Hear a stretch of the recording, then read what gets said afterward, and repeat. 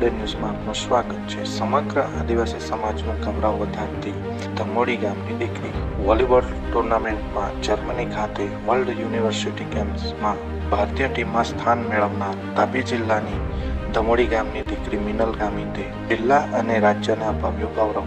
રાજ્યના આદિવાસી વિસ્તારના અનેક રમતવીરો પોતાનું કૌશલ્ય રજૂ કરી સિદ્ધિઓ મેળવી રહ્યા છે। હાલમાં જ જર્મની ખાતે FISU વર્લ્ડ ચેમ્પિયન ગેમ્સનું આયોજન કરવામાં આવ્યું હતું, જેમાં ભારત દેશની વોલીબોલ ટીમમાં ગુજરાતમાંથી એકમાત્ર તાપી જિલ્લાની મિનલબેન સોહનભાઈ ગામિતની ઓપોઝિટ હિટર તરીકે પસંદગી થતાં આદિવાસી સમાજ અને તાપી જિલ્લા સહિત સમગ્ર રાજ્યમાં ગૌરવ અને આનંદની લાગણી અનુભવાઈ હતી। આદિવાસી સમાજ ખેતી પશુપાલન સાથે સંકળાયેલો છે, જે નવી પેઢી ખેતી પશુપાલનની સાથે સાથે શિક્ષણ અને રમતગમતમાં પણ ઉત્કૃષ્ટ યોગદાન આપી રહ્યા છે। રાજ્ય સરકારે ખેલ મહાકુંભના આયોજન દ્વારા ગ્રામ્ય વિસ્તારોમાં છુપાયેલા ટેલેન્ટને બહાર લાવવાનો જે અભિગમ અપનાવ્યો છે તે પ્રશંસનીય ગણી શકાય। મિનલ ગામિતે જર્મની સોશિયલ મીડિયાના માધ્યમથી જણાવ્યું હતું કે વર્લ્ડ યુનિવર્સિટી ગેમ્સમાં મારી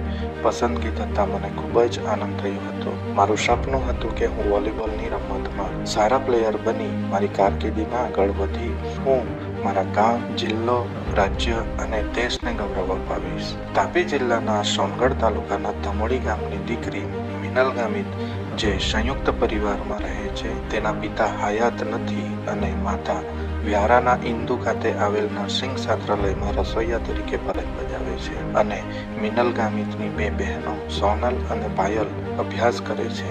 બહેનની આ પ્રતિભાથી સમગ્ર પરિવાર ખૂબ જ ખુશ છે, તેથી પરિવારે પ્રતિક્રિયા આપી।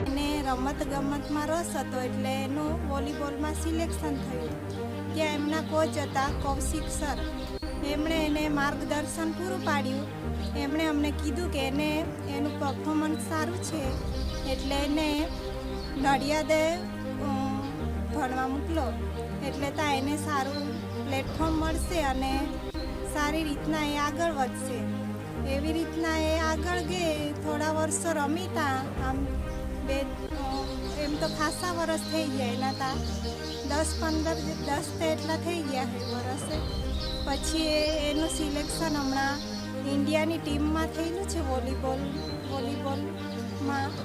એનો અમને ખૂબ આનંદ છે અને ઓર એ આગળ વધે એવી અમારી ઈચ્છા છે।